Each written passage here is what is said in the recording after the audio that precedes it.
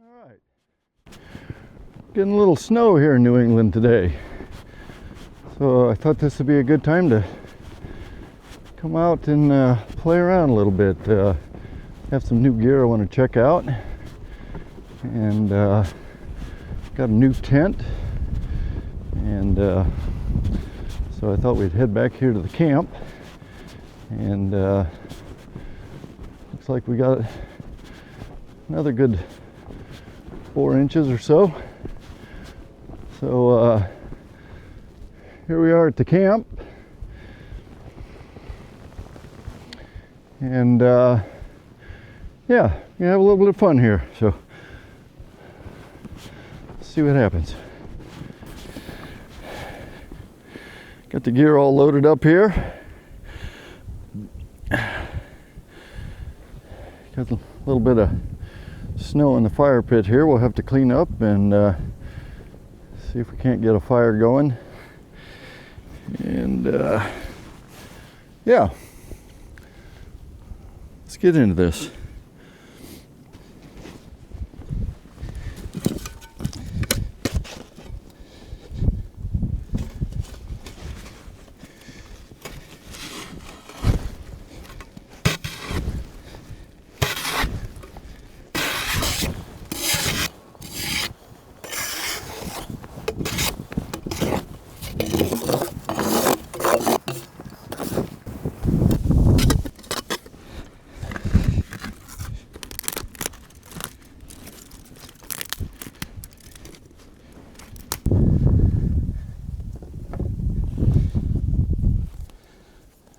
Got the old axe, old mini axe, Grand Force Brooks.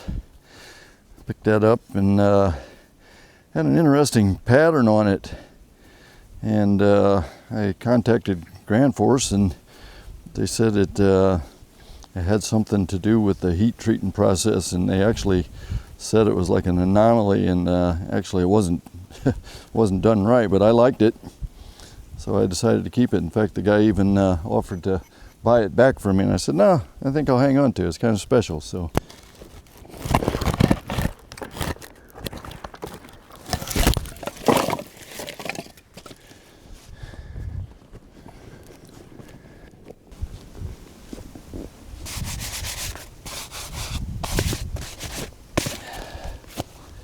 all right, like I said earlier, 5-gallon bucket's always a great thing to have in camp, and go out and gather firewood in it. Like I said, you can carry water in it. You can sit on it. You can use it as a small little table or whatever. So nice little thing to have. You know, if you have a camp that you go to often, and you just take one and leave it out there, and it's there when you need it. You know, I canoed out to a nearby island here a couple of weeks ago, and there's no fresh water on the island, so I had to carry enough water to make it through. I was out there for 3 days, so I took a 5-gallon bucket, and then I had a one of those plastic water containers that I put in it, but it just made it easier to carry, and then I had a bucket with me. So yeah, 5-gallon bucket is always a good thing. And like I said, just takes you 15 minutes or so, and you get about a bucket full like this, and it's usually enough to get a good fire going. And another thing I like to do, especially in conditions like this, is sometime throughout the day when you get a little bit more time, you go out and take your bucket and fill it up again like this, and cover it or whatever, and that way when you get up in the morning, you've got another pile of tinder to get your fire started with. So yeah, nice little thing to have on board.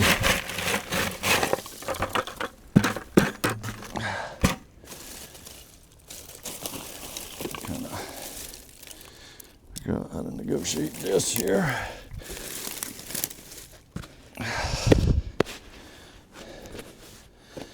So I got this little tinder pouch, company called good people. I bought a lot of stuff from them. They make some really cool stuff, and they seem like good people. And Jason down there, he's always good to work with. I've had him make me a few custom things, and the guy's always spot on. You know, he gets it right. And so I like those guys, and like to help support them, and I got that from them. I just keep a little bit of tinder in here. I've got some birch bark. Actually, I've got some pine sap. I found a nice pine tree that was just oozing pine sap here a while back, and I loaded up on that. And I got to tell you, one of my all-time favorite things, it just seems to work as good or as well as anything, but dryer sheets.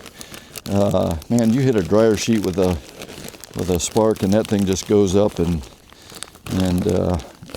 they don't weigh anything. They don't take up any room. There's some of that pine sap right there, and real gooey. And but boy, you wrap that up in a dryer sheet. This is actually, this looks like some cattails. I'll put a little of that in there. And somewhere in here I had some birch bark. Might have used it up the last time I was out. But, dump the rest of this in here.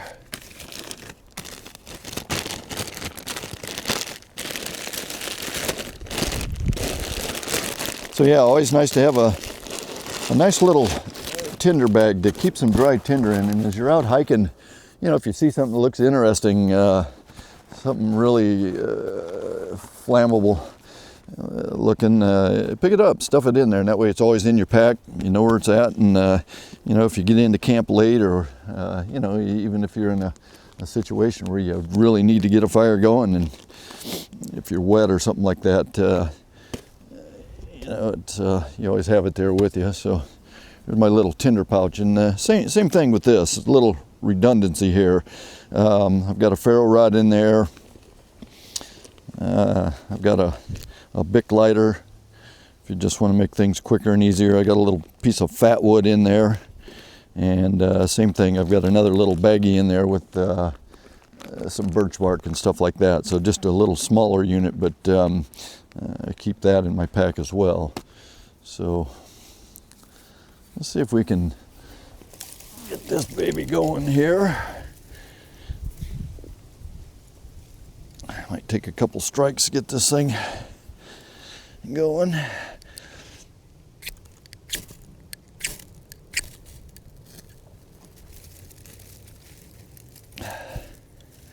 It's always good to have a nice, sizable ferro rod. I made this. I don't know, I got online and bought the ferro rod, but it's pretty substantial. I don't know what that is, like 1/2 inch or something. And I tied some reflector cord to it in case you drop it or something like that. And that way I keep this little striker on here, and that way it's always with it. You know, you can use the back of your knife if you got a nice 90-degree spine or whatever. But it's nice to have this with that. That way you're sure to always have it with you there.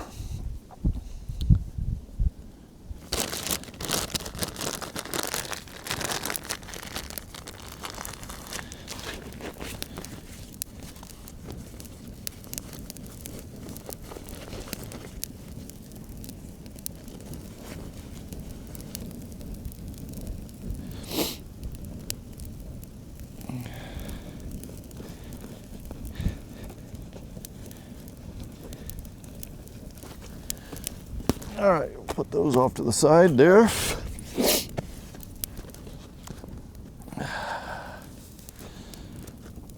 I'll go over this later, but one of the most important things I think you can have is a pair of gloves when you're out here.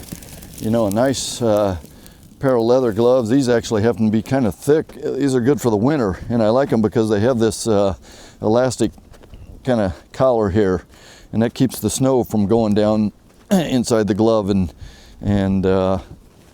getting your hands wet.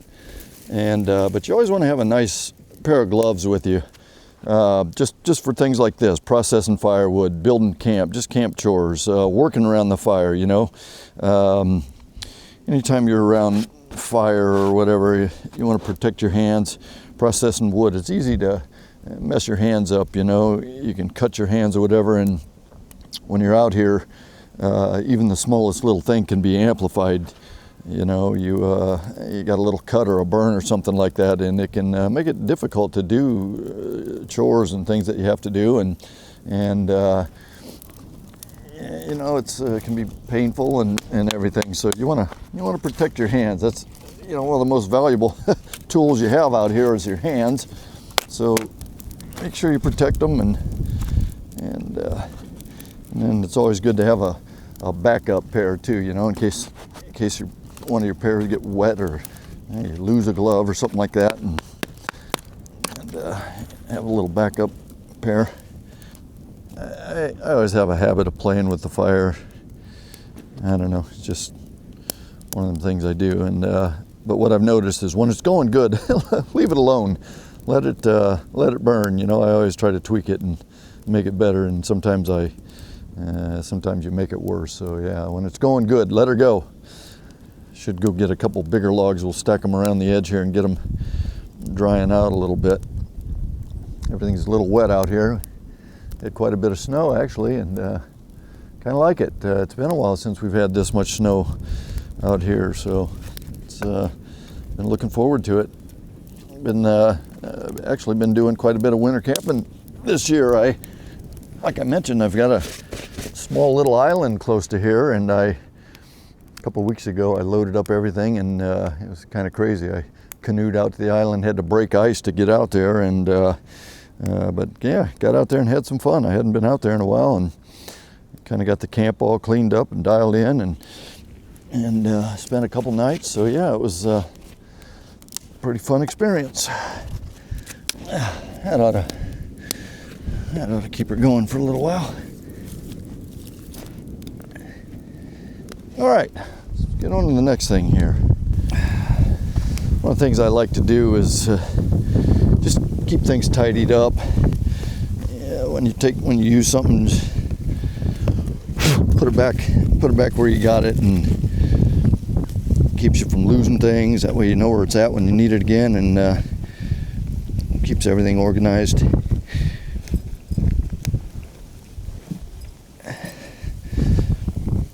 Later on, I'm gonna break this pack down and give you guys a look at what's in it.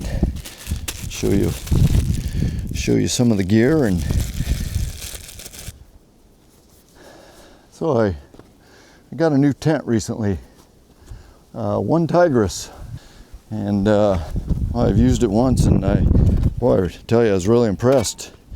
I watched several reviews on it, and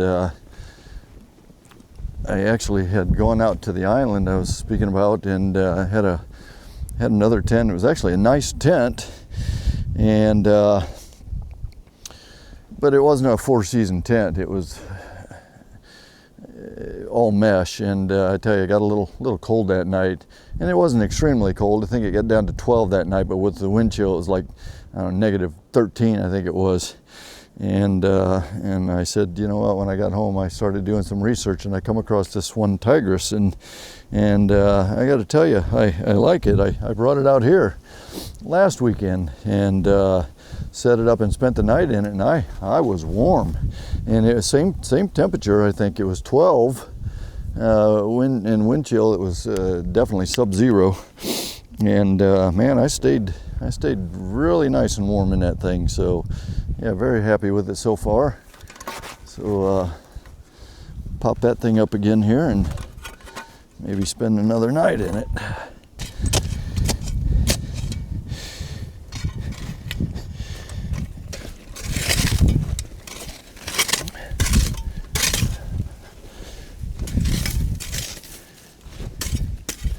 All right, that should be good.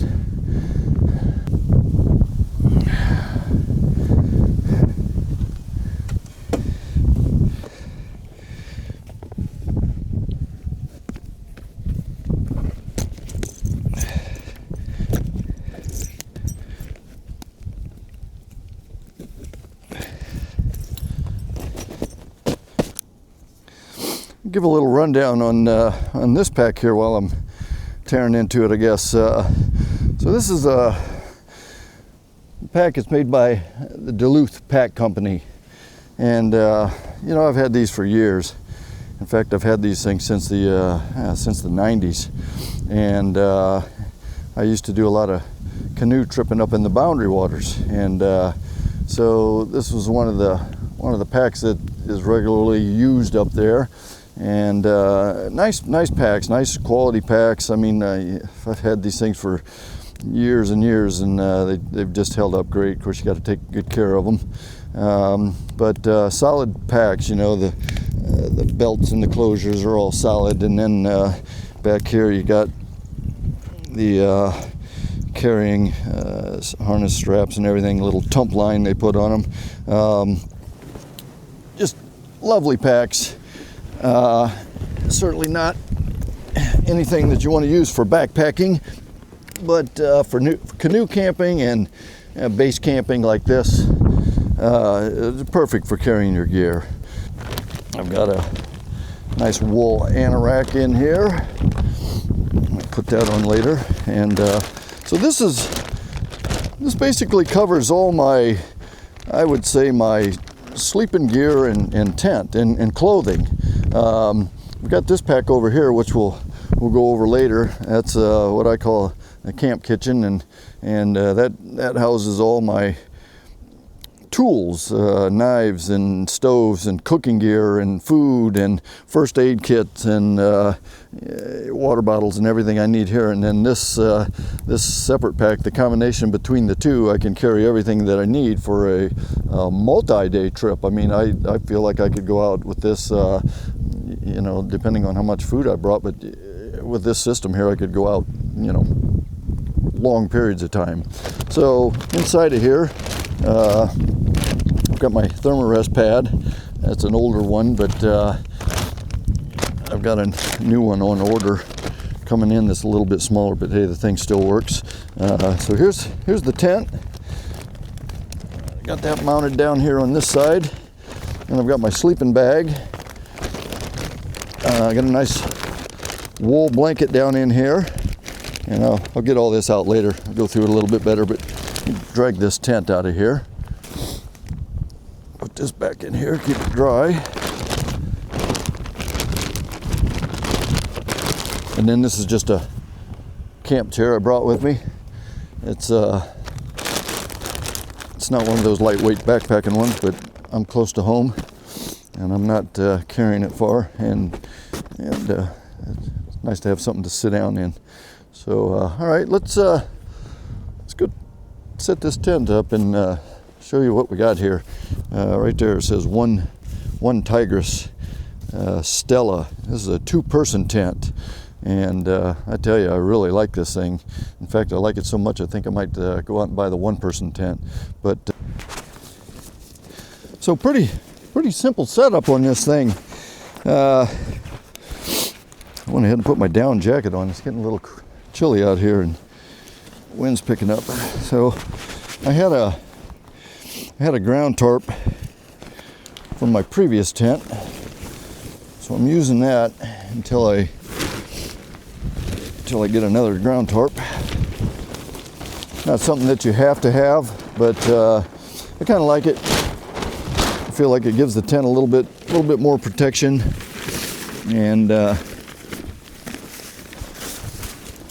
don't know, maybe a slight bit more insulation from the ground.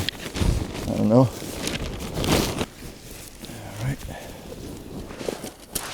All right, so you got the fly, and poles come in a little sack. I guess I should have did a video on the unboxing of this thing, but I was so excited when I got it, I just tore into it and didn't give it any thought. All right, so got our tent stakes. Basically, it's a 2-pole tent, and it's got a little crossbar at the top, so three poles. And the stakes, they're pretty strong, but they're pretty small. And I noticed in the snow last week, they're a little short. You know, they're a little small for in the snow. I'm sure they're fine when you're out in regular conditions without snow. I'm sure they're fine, but it'd be nice to have a little bit longer ones for out here in the snow. So last week when I set it up, I threw the tent out and then I put the poles in, but I think what I might try to do this time is stake it out first. One thing I did not like is when you try to put the poles in without it being staked out, it was hard to keep the poles in. You'd put the poles in on one end and the other end down, and then when you tried to put this end in, they would pop out of down there, and that made it a little difficult. So I'll try it a little different this time. I think I'll stake it out. I don't know, see if that makes any difference. Got a pair of rubber gloves. I get these from the commercial fishing store, and boy, they really keep your hands dry. They're not the warmest things in the world, but they keep your hands dry, which in turn keeps them warm.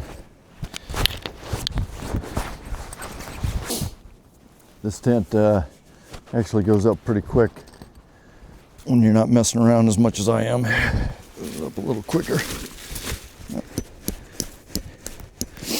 Use the hatchet, kind of helps get in this frozen ground.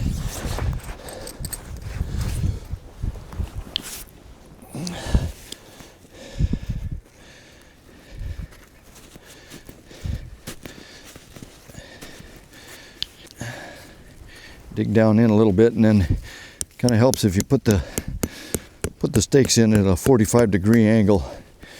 It helps hold it a little tighter.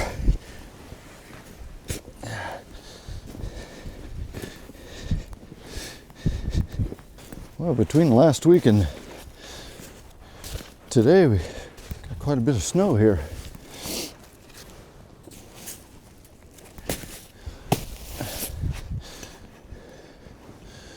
Put the 4 stakes in. See if that makes it any easier. All right, so poles here, pretty simple. You just snap together.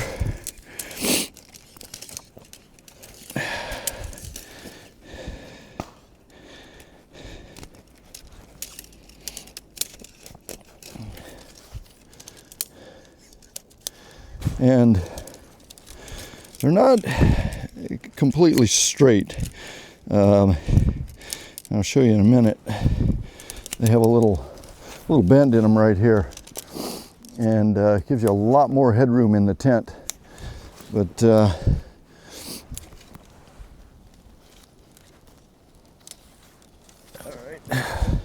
right, we're gonna see if this works a little bit better this time. A little eye grommet.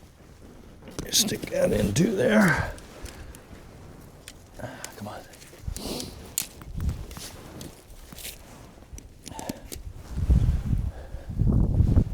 This tent's really easy to set up. Not making it look like it is, but yeah, it really sits up quick and easy. You know what? I think that seems to be working a lot better. Staking it out first. For sure. Last time, every time I would go to do this, that side would pop out. So, yeah. Maybe it's just all about doing it right. All right, so yeah, there you can see it. Got a little bend in these poles. Instead of just having a shorter radius like that, it kind of makes your ceiling higher. So yeah, nice design option there. And then from there, it just snaps in very easily.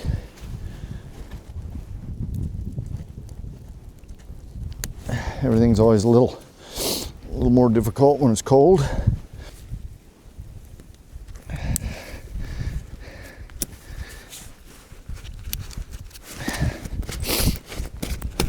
Had them one more for digging the snow out than anything else.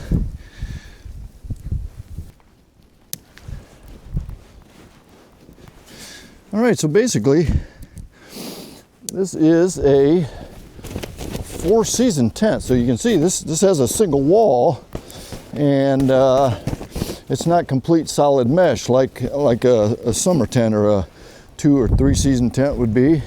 And I tell you, it made all the difference in the world when I slept in it last week. Like I said, the week before when I was out at the island, I had a different tent, and it was pretty cold. All right, so now this one, I kind of figured I go through there as opposed to going on top. Seems like it makes more sense to go through there for a couple reasons. It kind of holds it in place while you're putting it on. And then this just clips right into here, very easy. And it kind of wedges in there, holds it in there. It seemed like that'd be the way to do it. And then same thing on this side. It might be tough for you to see over there, but it just clips right in. It's not really a close-up view or anything, but all right, knock the snow off of it here. And that's basically the inner part of the tent. So one improvement that they've made on this tent, from what I understand, is they put this mesh door in it. So you can, in the summertime when it's hot, you can unzip this, and then you've got I don't know if that's easy to see, but and then you have a mesh panel, and you have 2 doors on this thing, one on each side. And I think with both of those folded back like that, you'd have quite a bit of ventilation with this thing, which is a great improvement from what I understand how they used to be. So, and I tell you, the first thing I did when I got this tent, as soon as I took it out of the box, I replaced these zipper pulls. They had these tiny little things like this. I don't even know what that is, 1 mil or something, 1 millimeter. And I tell you, they were tough to grab a hold of. And there's 4 pulls on each door. You got one that goes this way, like that, and then you have the same thing on the inside. So each one of these zippers has 2 pulls on it, so you can operate it from the outside and from the inside.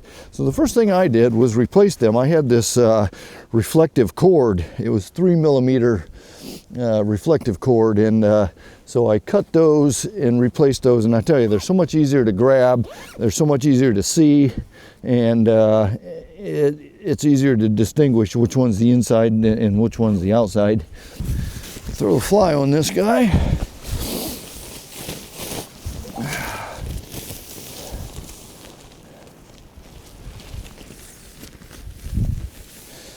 And once again, very, very simple. Put a little fly on.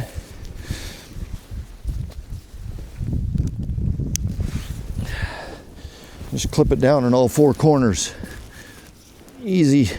It might be tough to see far away as the camera is, but basically it's just a plastic clip. You just clip it right down in there, and pretty simple. Same thing with the fly. I replaced the zipper pulls, and it pulls, and it's just so much easier to see them, grab them.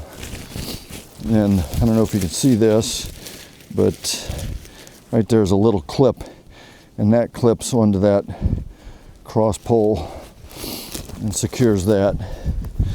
Get those both in place.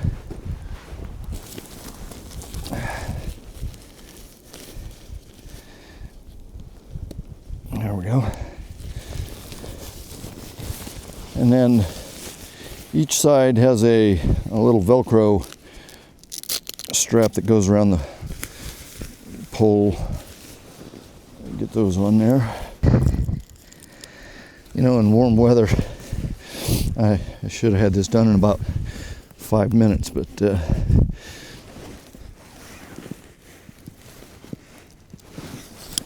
everything's a little slower in the cold, including me.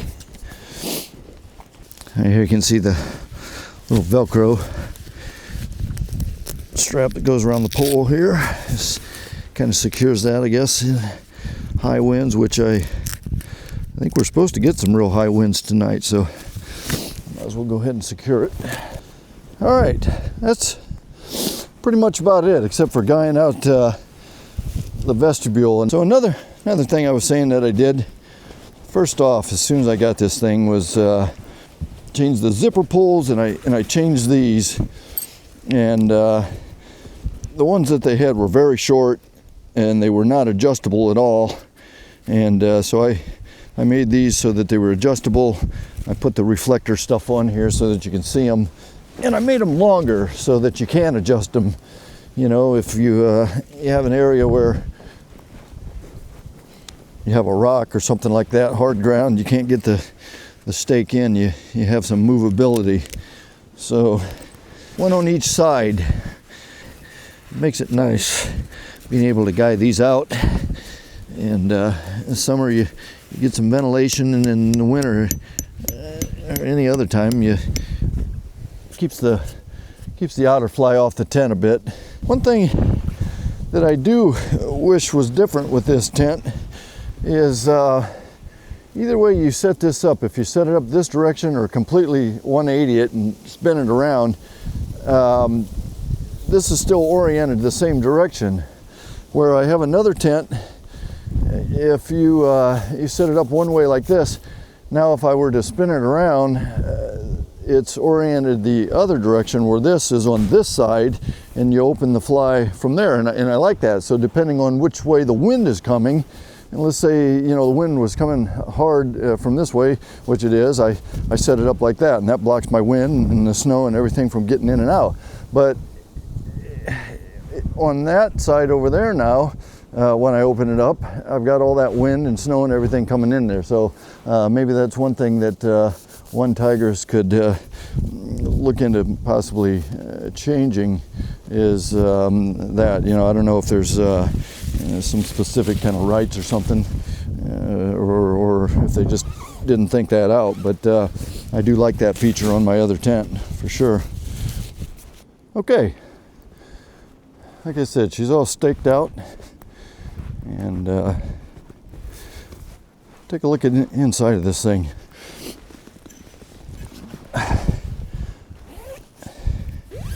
I tell you, she's got a lot of room in here. Some nice gear pockets in each corner, little gear pocket, and then I took some of that cord and I made there's 4 loops up here, and I actually made a little circle around there, whatever, square around there, and if you want to hang some socks or some gloves or something like that. And another nice thing, I don't know if you can see that, there's a hook up here if you want to hang a little lantern. You know, it's a nice little hook for that. And then the tent, when you unbox it, it comes with these 2, I don't know what you call them, little straps that the tent's tied up with. They're kind of useless for tying the tent up with, and I've seen a couple of videos where most people just took them and just threw them away, and I thought, well, you know what, why not tie them up there and make an X, and just gives you a little bit more of a gear loft there, and instead of throwing them away, so they don't weigh anything. But yeah, so here it is. You know, here's your back door.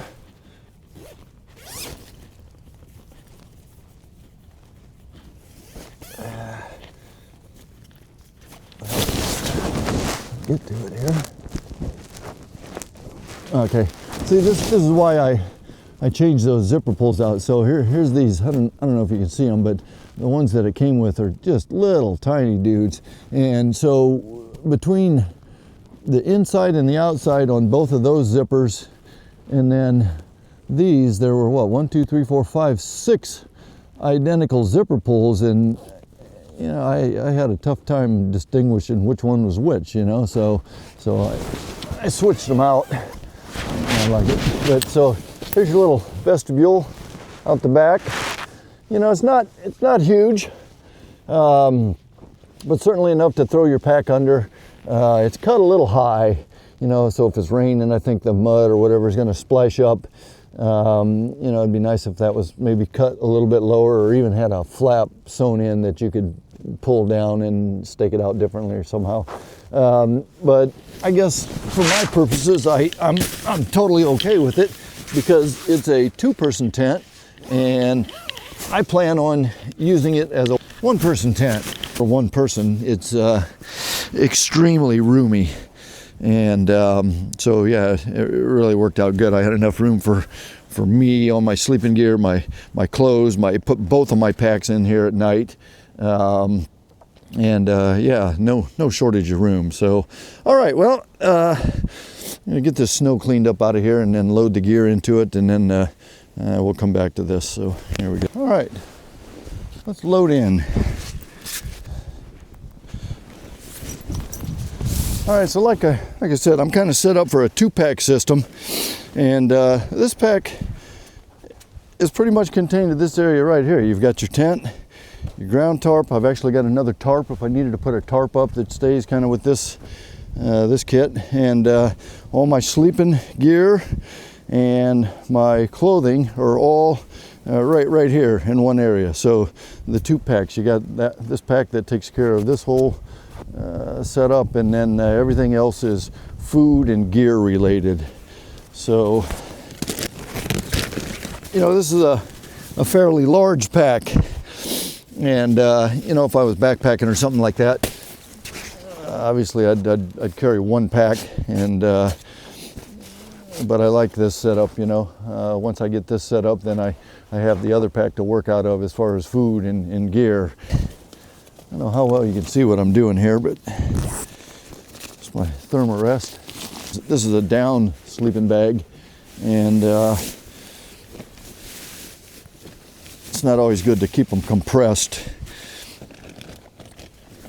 Want to get it out and kind of let it loft up a little bit, and it'll definitely keep you warmer while you're sleeping. Now this is a really nice thing to have. It's a wool blanket, and this is a 100% wool blanket, military.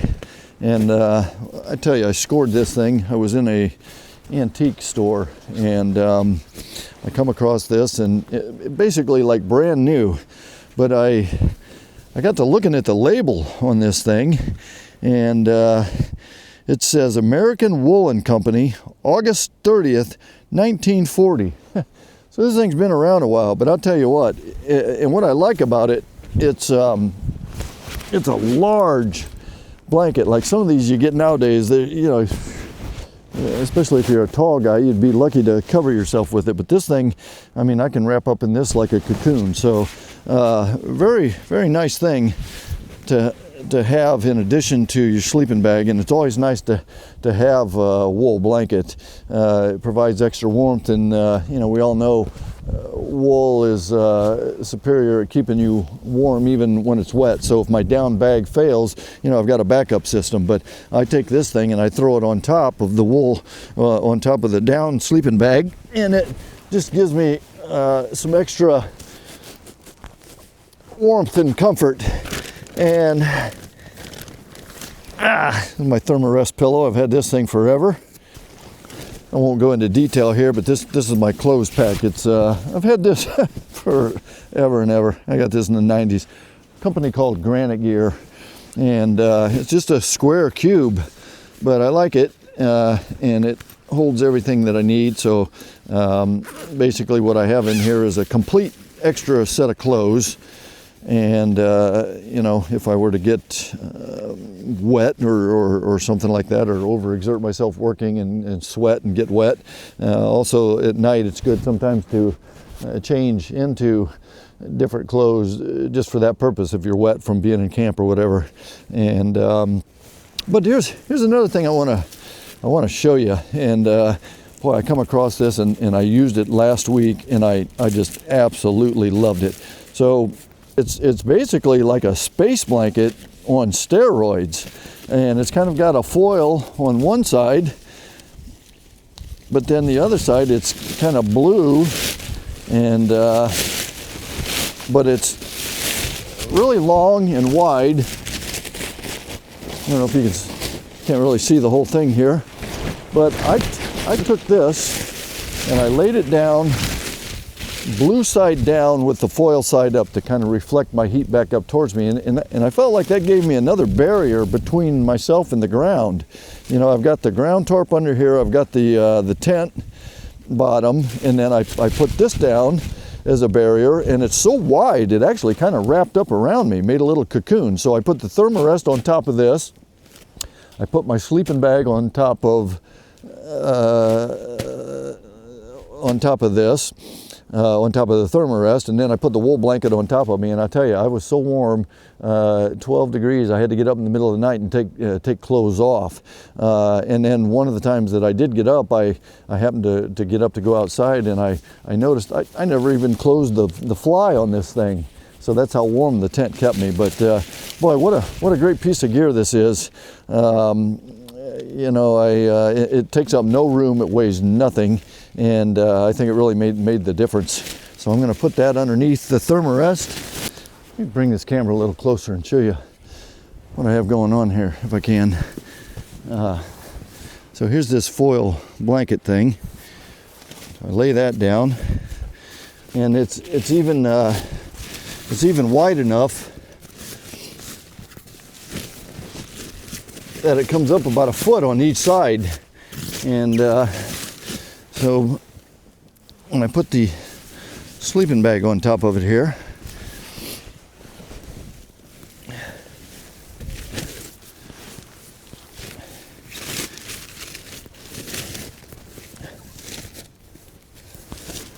kind of tuck that around the sleeping bag, especially in the backside here, you know, where you're up against the tent. It gives me a little barrier there. And look at that, a nice little cocoon. And then I take the wool blanket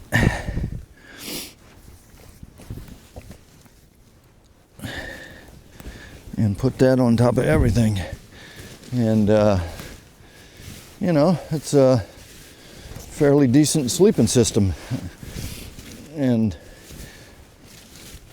that's what I used last week out here, and it kept me really warm. All right, and there's another wool coat that I brought with me, and I just kind of put that underneath here. It kind of elevated my head a little bit, and when I wasn't wearing it, I just kind of left it here in the tent. All right, so that's pretty much it for the tent. Now I got this thing all full of snow, and one last thing that I forgot to bring is I had a pair of moccasins that I brought last week, and that way if you have to get up in the middle of the night and go out and use the restroom or whatever, I threw the moccasins on, and that way I wasn't putting my cold boots on, and it just made it a little easier getting in and out of the tent.